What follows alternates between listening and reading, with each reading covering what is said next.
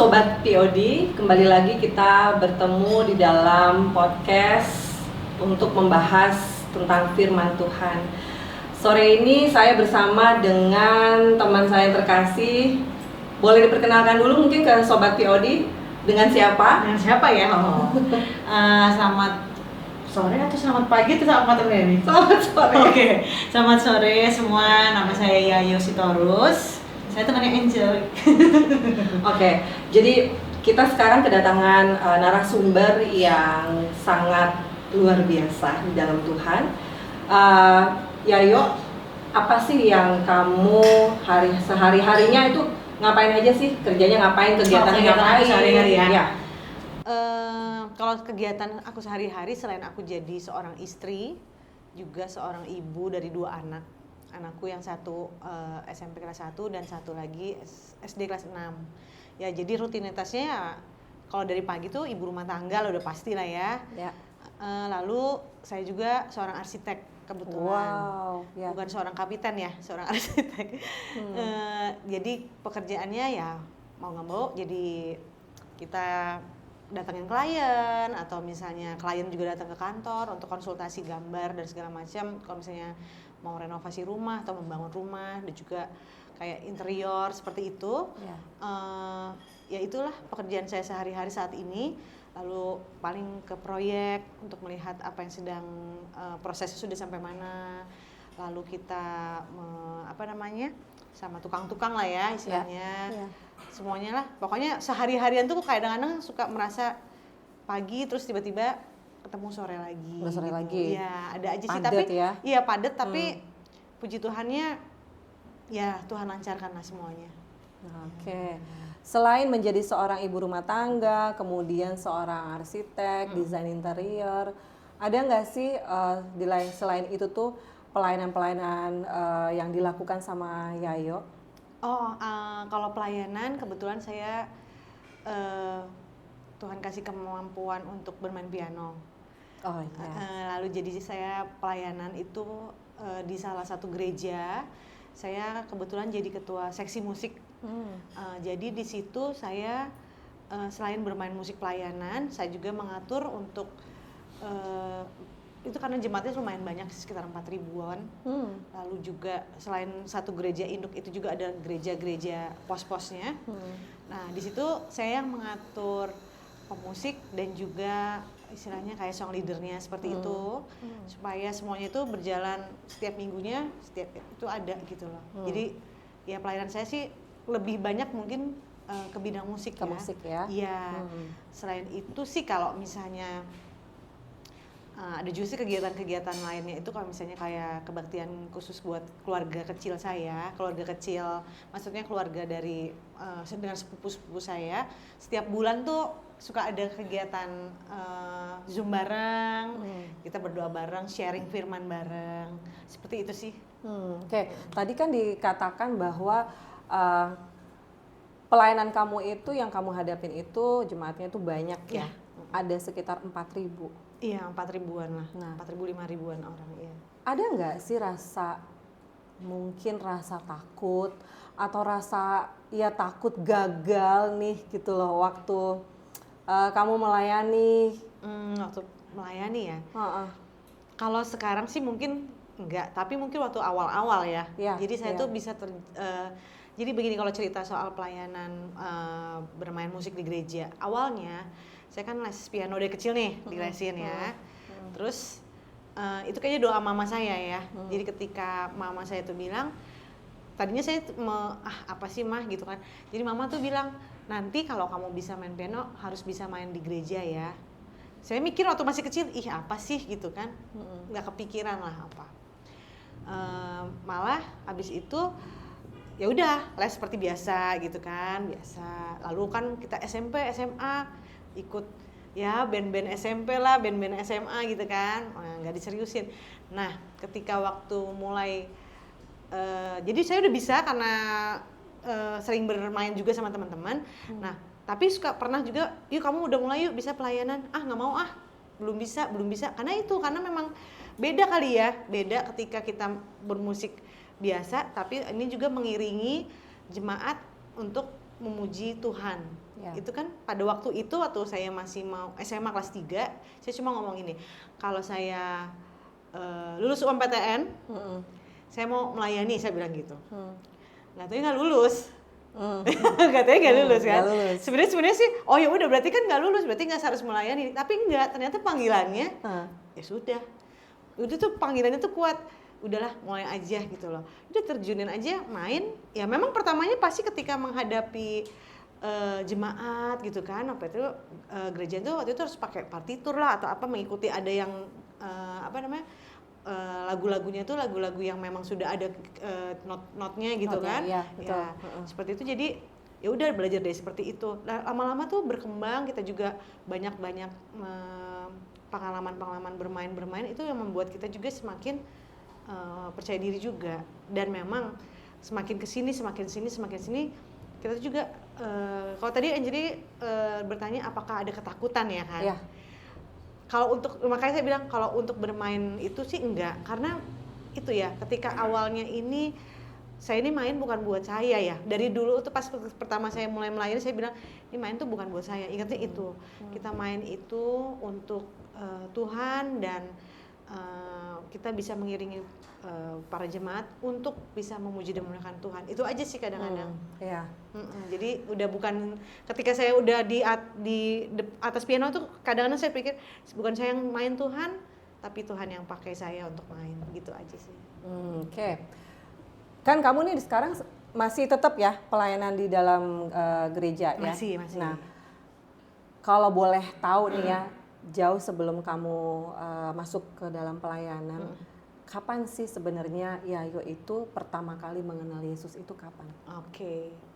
Mengenal Yesus memang kalau saya dari tumbuh di keluarga yang dekat dengan Tuhan ya. Waktu dari kecil tuh maksudnya sekolah minggu seperti itu kan ya. Ikut sekolah minggu, lalu juga seperti kalau misalnya secara dilihat tuh baik-baik saja gitu loh, normal-normal saja. Ikut sekolah minggu, sekolah remaja, katekisasi seperti itu ya. Itu kayaknya dilewati dengan oh ya seperti itu. Tapi kalau secara pribadinya itu saya ingat di tahun 97 ketika saya masih kuliah tuh awal-awal ya. Jadi ada waktu itu di gereja saya ada misalnya navigator ya waktu itu di Bandung tuh lagi dan di situ tuh saya dilihat waktu itu kan itu pernah dijelaskan lah tentang untuk apa Tuhan Yesus itu datang ke dunia gitu kan. Oh ternyata dia itu untuk memperdamaikan kita gitu kan, memperdamaikan kita dengan Allah gitu. Nah pokoknya pada saat itu saya melihat bahwa oh Tuhan Yesus itu mengampuni ya. Kadang-kadang ini kita waktu jadi waktu dari kecil itu saya berusaha supaya tidak melakukan kesalahan. Saya tidak melakukan dosa. Jadi hidupnya harus baik-baik saja. Baik-baik aja lah. Satu pokoknya. Kali kesalahan, udah pasti Tuhan marah. Ya. Pasti kita taunya yang kita pahami itu Tuhan itu galak ya. Iya Tuhan itu galak atau enggak? Kamu bikin satu kesalahan, pasti Hukum. nanti kamu ada hukumannya nih. Ada sebab akibatnya gitu kan? Iya. Nah pas ngerasa seperti itu gitu kan, dan itu terus sih sampai pas udah sampai kuliah itu sesudah menerima Tuhan Yesus secara pribadi gitu ya, lahir baru juga saya masih merasa ada ketakutan itu masih ada. Ketakutannya adalah lebih ke ini saya kalau misalnya kayak gini nanti ujungnya apa ya? Saya itu sebenarnya malah ada pertanyaan, surga itu ada nggak sih? Nah ada loh, sempat ada pemikiran seperti itu gitu loh. Sampai suatu ketika saya dipertemukan sama satu lembaga sekolah Alkitab yang membukakan hati pikiran saya. Saya tuh melihat bahwa oh ternyata Allah memandang saya tuh nggak seperti itu. Identitas saya ternyata di mata Tuhan Yesus itu saya tuh putri kesayangan Tuhan Yesus. Langsung berubah ya. Berubah apa banget. Yang dipahami itu langsung berubah ya. Langsung benar-benar tuh yang benar-benar wah salah dong selama ini. Apa yang aku pikir dengan semua kekuatanku, dengan semua hal yang bisa aku lakukan hidup baik-baik saja itu nggak ada apa-apanya gitu loh. Tapi ketika kita hanya melihat fokus pada Yesus, itu nanti otomatis tuh ketika kita punya hubungan yang intim, itu semua tuh nanti natural begitu saja dan ternyata orang melihat bahwa banyak hal baiknya yang bisa kamu dapatkan. Padahal kita sendiri tidak melakukan apa-apa gitu loh. Itu ternyata Tuhan Yesus yang memakai kita, bukan kita yang berusaha untuk dilihat Tuhan Yesus, tapi Tuhan Yesus ternyata memandang saya tuh berharga gitu. Berharga, iya, betul. Gitu sih. Iya, karena Tuhan kan melihat kita itu betul-betul dia melihat bahwa kita adalah karyanya yang sempurna, yang nggak ada fail sebenarnya dalam kehidupan kita. Nah, kalau kita ngomongin nggak ada fail nih ya, Yayo tadi selain ibu rumah tangga juga desain interior ya. Nah, kita masuk ke ibu rumah tangga dong. Oke. Pertanyaanku nih ya, biasanya ibu-ibu itu kan selalu mikirin apa yang terbaik untuk keluarga, betul. apa yang terbaik untuk anak, iya kan? Iya. Nah, ada nggak sih, ini untuk anak lah ya, ada nggak sih berpikiran bahwa ini ntar anakku bagaimana ya? Atau misalnya dia lagi ada masalah gitu ya, ini gimana yang ngatasinnya? Maksudnya kita sebagai ibu rumah tangga tuh pasti ada yang namanya ketakutan dong, betul. Atau takut gagal nih menjadi seorang ibu untuk anak kita. Ada nggak sih Yayo merasa kayak begitu? Pernah ada. Itu gimana, boleh ceritain deh? Itu misalnya memang, apa gitu loh? Jadi ini mungkin sedikit cerita ya. Anak saya yang pertama itu dia tuh mengalami speech delay. Jadi sampai umur 4 tahun dia ngomongnya nggak jelas. Ini satu kesaksian saya juga ya. Jadi dia tuh nggak jelas ngomong apa, tapi dia memang bisa bahasa Inggris. Dia bisa bahasa Inggris, tapi bahasa Inggrisnya istilahnya saya mengerti lah dia ngomong apa. Banyak orang ngomong begini-begini, saya ini nggak apa-apa. Tapi memang saya udah menemukan kecurigaan, ini kok kayaknya beda ya, karena ada adiknya yang dekat. Dan adiknya itu lebih lancar berbicaranya. Nggak seperti dia. Tidak seperti gitu dia. Nah, tapi waktu itu saya pernah juga, nih apa saya bawa aja lah ke tempat tumbuh kembang, anak tumbuh kembang supaya tahu nih maunya apa. Cuma masukan dari banyak keluarga gitu, nggak apa-apa, anak laki-laki biasa begitu katanya. Suka lebih lambat daripada yang perempuan, karena yang kedua perempuan kan. Saya juga pikir, sudah nggak apa-apa. Oke. Nah, ternyata pas mau masuk SD, 3 sekolah menolak dia. Malah ada salah satu SD yang ketika dia tes IQ, hasilnya itu di bawah, misalnya standar kurang itu 80, dia 81. Jadi dia tidak bisa dibilang, ibu mohon maaf, anak ibu tidak bisa sekolah sini karena pasti akan mengalami kesulitan dan tidak bisa bergaul dengan, maksudnya tidak bisa mengikuti pelajaran dengan baik gitu. Jadi lebih baik dimasuk ke tumbuh kembang dulu, lalu atau misalnya cari sekolah yang lebih kecil lagi, atau kalau perlu sekolah yang pribadi itu loh. Ini tiga sekolah itu yang mengatakan seperti itu. Satu sekolah. Kalau yang satu sekolah itu udah, yang satu sekolah itu kan tes ini doang, udah nggak masuk. Tapi akhirnya anak saya puji Tuhan ada satu sekolah yang dia sekarang ada tempatnya. Sekarang dia udah pindah lagi, udah SMP beda. Waktu SD itu dia bilang dia mau menerima. Jadi waktu itu kan saya bilang, saya maunya begini. Orang tuh begitu nggak sih? Pengennya anak itu di tempat yang ini. Iya, maunya kita. Iya, sekolah kita. Yang ini, yang harus yang baik, harus yang ini, harus yang ini. Nggak tahu ini enggak. Pas masuk sini, anaknya juga happy. Ya. Ibu gurunya semuanya juga happy dan nggak apa-apa Bu, bisa masuk seperti ini, seperti ini. Itu puji Tuhan loh. Maksudnya saya tadinya udah putus asa, aduh mau gimana ini? Karena kita tuh kayak yang saya dan suami saya sampai kayak kejahatan, kita merasa anak ini baik-baik saja, nggak taunya tuh ada masalah gitu loh. Dan dia anak laki-laki paling besar, itu kan kayak suatu yang aduh kenapa ini kenapa gitu loh. Tapi puji Tuhan ya, sambil berjalan saya baru tahu bahwa bukan kita yang memilih buat anak kita yang terbaik, tapi Tuhan sudah menentukan terbaik buat dia. Yes, amen. Jadi dia itu ketika sekolah di situ dia enjoy, dia bisa, guru-gurunya sangat baik, sabar sekali atau apapun, teman-teman dia bisa bergaul apa, dan waktu itu memang pada itu masa COVID ya, masa COVID kayak gitu-gitu. Jadi singkat cerita banyak sekolah di rumah, ya kan? Tapi ketika memandang layar, memang waktu kelas 1 dia banyak mengalami kesulitan untuk mengikuti pelajaran. Seperti yang diprediksi sama sekolah-sekolah lain itu, tapi dia masih tetap dibantu sama guru-guru yang sangat baik-baik ini. Lalu sambil waktu ketika dia masuk ke pelajaran yang Zoom kayak begitu kan, pakai layar, ternyata dia bisa lebih fokus. untuk belajar, bisa mengikuti lebih baik. Puji Tuhan semuanya ikut pelan.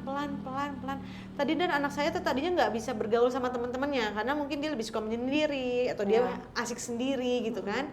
Lama-lama dia bisa membuka hatinya, bisa ternyata terus bergaul. Pas kelas 6 dia lulus dengan nilai yang sangat di luar ini pemikiran saya lah. Bagus sekali semua nilainya. Aduh, itu saya yakin ini semua tuh kalau bukan saya tuh bukan saya. Kalau bukan Tuhan, udah nggak tahu lagi. Karena saya sempat merasa ini anak mau apa ya, mau jadi apa ya? Kok gini? Kenapa? Karena kita memakai standar kita. Waktu itu saya nggak begini loh. Dulu saya tuh mengikuti pelajaran, mungkin ya kita waktu muda, saya dan suami diberi kemudahan dalam mengikuti pelajaran. Kok anak saya harus begini ya? Tuh kayak bertanya. Tapi saya pernah mendapatkan satu hal. Gak usah khawatir. Kamu khawatir karena ini anak kamu, tapi Tuhan Yesus tuh lebih memelihara seperti biji matanya. Jadi benar-benar dijaga ini anak. Udah percayakannya sampai kamu tinggal lepasin anak busur itu dan Tuhan akan mengerahkan anak itu mau kemana. Itu yang menurut saya itu pegangan. Iyalah, ini udah anak kesayangan Tuhan Yesus juga, kan bukan saya aja anak kesayangan Tuhan. Anak saya juga anak kesayangan Tuhan Yesus gitu loh. Itu aja saya selalu memperkatakan dia setiap pergi, setiap pulang. Itu juga saya mendapatkan pelajaran dari sekolah Alkitab. Saya selalu perkatakan bahwa anak saya adalah anak yang diberkati, saya adalah anak yang diperkenan Tuhan, saya diperkenankan oleh manusia, saya mempunyai good understanding, dia mempunyai pengertian yang sangat baik. Setiap hari katakan itu. Dan itu ketika saya melihat itu luar biasa mukjizatnya. Banyak hal-hal baik yang tadinya saya pikir bisa nggak nih kuliah, bisa nggak dia mengikuti pelajaran di SMP ini yang lebih berat. Bisa jalan, ternyata bisa. Dan itu memang kalau misalnya kita mau perkataan, tadinya tuh kalau misalnya waktu awal-awal tuh saya tuh kalau misalnya kesel ngajar tuh, aduh ini anak mau apa, tapi enggak, diajarin tuh, diingatkan lagi saya bahwa tenang aja, ini cuma proses, dia hanya melewati proses, dan ketika proses ini lewat, dia akan bisa melewati pelajaran ini semuanya gitu kan. Udah perkataan yang baik, Shalom pinter kok, bisa kok, kayak begitu kan.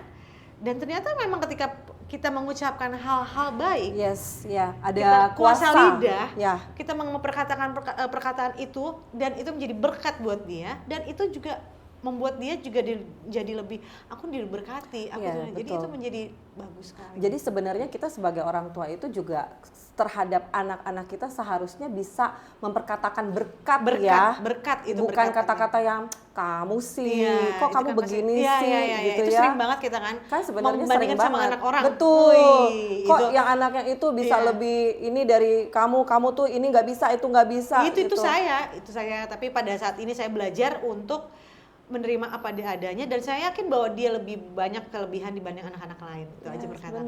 Saya melihat Shalom akan punya masa depan yang luar biasa karena Tuhan sudah menyediakan berkat yang luar biasa di depan situ buat masa depannya dia. Sama-sama anak-anak saya yang kedua juga sama semua, dua-duanya juga ya seperti itu ya. Jadi kalau misalnya ditanya, berarti sekarang udah gak khawatir mah pasti ada lah. Orang kita juga kan nggak tahu ini setahun ke depan bagaimana. Tapi yang saya yakin adalah dia tidak sendiri berjalan ke depan karena ada Tuhan Yesus bersama dia. Gitu. Pernah nggak sih waktu dia masih kecil, pada saat itu kalian sebagai orang tua mengetahui bahwa ada keterbatasan nih? Pada saat itu ada nggak sih yang merasa seperti menyalahkan ke diri sendiri gitu loh, atau ya banyaklah mungkin yang ada di benak pikiran kita, kok anakku gini ya beda sama yang lain, aku melakukan kesalahan apa ya. Jadi Yayo, ada nggak sih kekhawatiran nih ya, maksudku waktu anak ini lahir, kemudian kalian sebagai orang tua itu tahu bahwa dia ada kendala-kendala seperti ini gitu. Ada nggak sih rasa menyalahkan ke diri sendiri? Kok anak ini seperti ini ya? Kok anak ini nggak seperti yang lain-lainnya ya? Nggak seperti yang aku harapkan ya? Ada nggak sih rasa menyalahkan diri sendiri? Aku tuh gagal kok seperti ini ya Tuhan. Ada nggak sih rasa seperti itu? Untuk menyalahkan diri sendiri sih puji Tuhannya enggak. Cuma memang itu yang tadi loh. Saya sering dulu tuh membandingkan dengan anak orang yang seumuran dengan dia, dengan sepupunya, dengan apa. kok ini dia bisa begitu, ini anak saya belum. Ini apa? Membandingkan, iya, lebih membandingkan ya. Lebih membandingkan. Tapi kadang-kadang saya juga tapi tidak pernah menyerah, nih gue salah apa ya? Ini ada masalah ini. Waktu itu gue apa salah kasih makan atau apa? Enggak sih. Iya, pasti kita mikir kayak begitu kan. Enggak sih, cuma memang malah jadi mungkin seperti itu. Mungkin ada satu kesalahan tapi saya merasa bahwa ya sudah memang harus di-cut. Karena mungkin begini, anak-anak speech delay itu waktu pada tahun dia lahir itu sekitar 2011-2010 itu lagi masa-masanya iPad apa ya. Anak bisa diem karena melihat iPad. Dan di situ waktu itu saya melihat, ini salah satu solusi nih. iPad. Kasih aja iPad. Kasih aja, silakan. Daripada dia kemana-mana, ya bisa kan? duduk manis, tenang. Ternyata tidak semua orang, tidak semua anak ketika dikasih iPad bisa nanti ketika iPad-nya nggak ada bisa tenang. Enggak, ternyata itu nggak bisa. Itu membuat dia terkukung dan dia jadi tidak mau belajar bicara. Seperti itu. Dan dikasih tahu, ya udah kurangi. Udah langsung kita ya udah kalau begitu kesalahannya ya udah kita kurangin kayak gitu. Seperti itu sih. Cuma memang apa ya, membandingkan lah ya itu ya. Kita pastilah ini kenapa begini, tapi ya dalam nama Tuhan Yesus sekarang sih udah sangat berkurang lah. Masih tetap ada. Kenapa? Tapi selalu diingatkan lagi, no, dia berharga. Dia anak kesayangan Tuhan Yesus. Udah diingetin aja terus itu. Itu aja yang kita fokuskan terus ya. Jangan kita kok dia lebih bagus ya, kok ini anaknya si ini lebih ini walaupun kok lebih muda tapi lebih jago main ininya pianonya atau apanya gitu. No, aku bilang gitu. Kalau diingatkan lagi, enggak, anakku berharga juga, sama, lebih berharga, lebih baik lagi. Ya begitu aja diperkatakan terus aja sih. Jadi caranya kamu dan pasangan suami, mengatasi yang namanya ketakutan itu bagaimana sih? Maksudku pasti kan selain misalnya ya memang kita perkatakan firman ya, itu udah pasti. Maksudku mungkin ini artinya kan sebelum Yayo masuk ke sebuah sekolah ya yang saat ini, bagaimana kalian sebagai pasangan mengatasi ketakutan kalian yang pada saat itu tuh, nih anak gue nih nanti masa depannya nih gimana gitu loh. Apa yang kalian, cara mengatasinya bagaimana?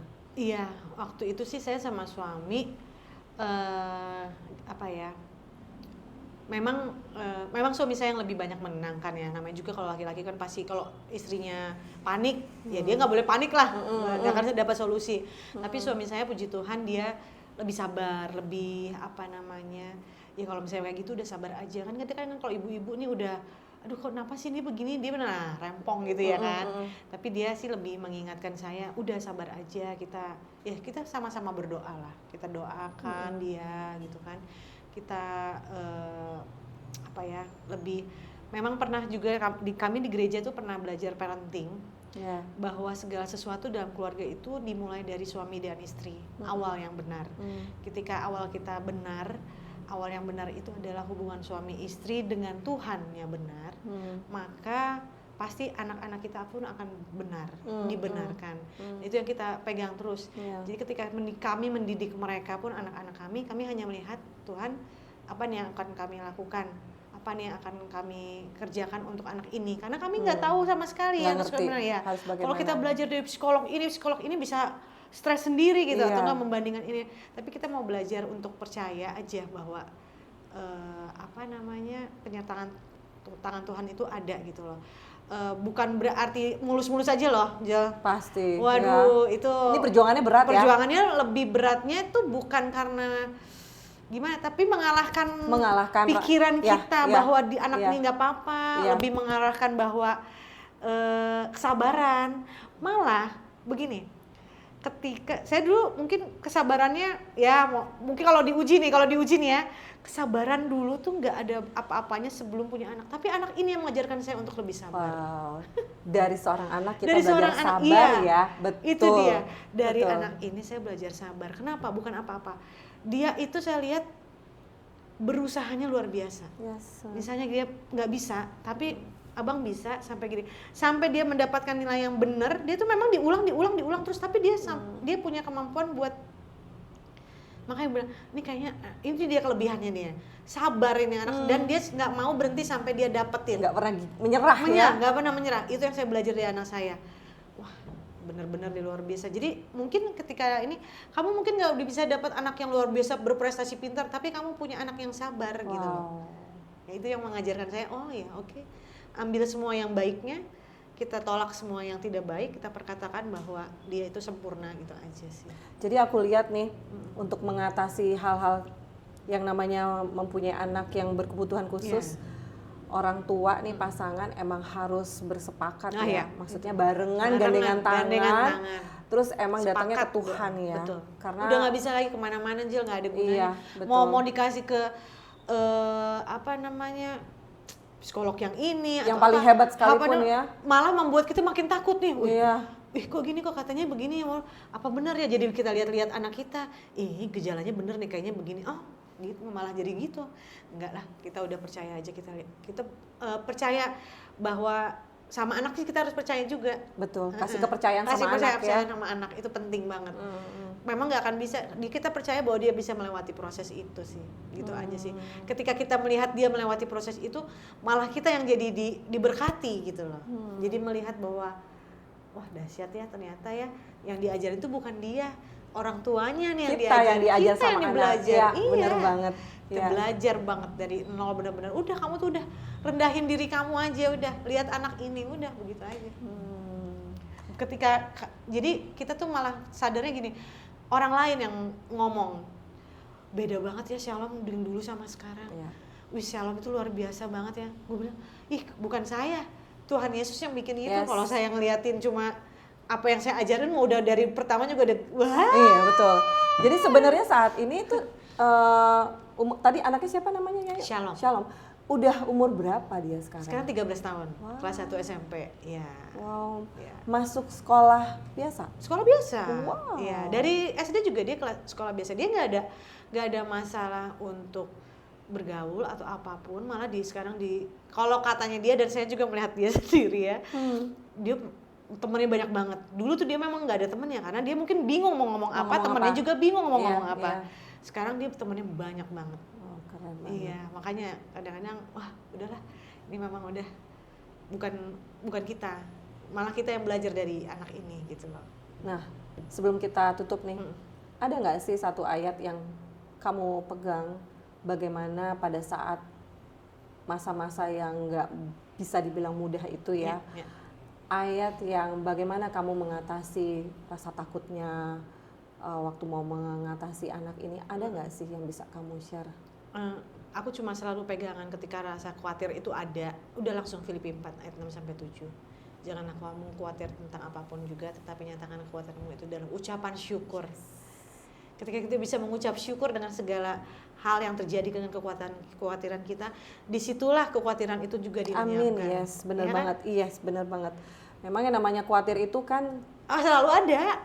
Selalu ada, kita masih di daging loh, masih nempel daging. Iya benar. Gak bisa kita tuh menganggap gak ada kayaknya apa-apa. Khawatir itu masalah yang terbesar ya. Apalagi kalau emak-emak kayak kita ini ya. Ada aja yang dipikirkan kan.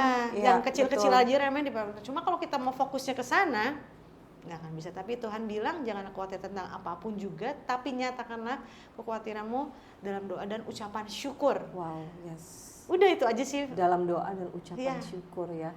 Jadi Tuhan tuh ngajarin bukan fokus sama khawatirnya. Iya kan? Bukan fokus sama masalahnya, tapi bersyukurlah. Dalam segala sesuatu itu. Wah, ini keren banget sih Yayo. Ini sangat memberkati aku ini. Aku juga jadinya belajar ya dari Yayo untuk hal yang seperti ini. Puji Tuhan. Terima kasih ya Yayo.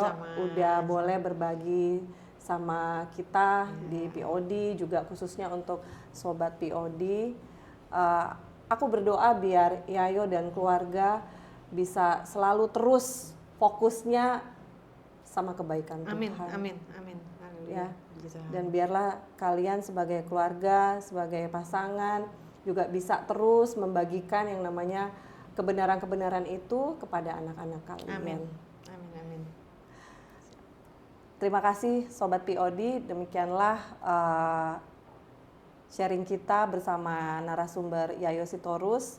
Dan biarlah semuanya ini bisa kita ambil bahwa dalam kehidupan berkeluarga kita suami istri harus bisa berpegangan tangan, sepakat dan membawa segala kekurangan, segala masalah itu ke dalam tangan Tuhan, karena nggak ada cara lain, cuman Tuhan aja yang bisa memberikan jalan keluar, mengatasi segala sesuatu yang kita nggak mungkin pikirin, itu cuman Tuhan yang bisa lakukan itu.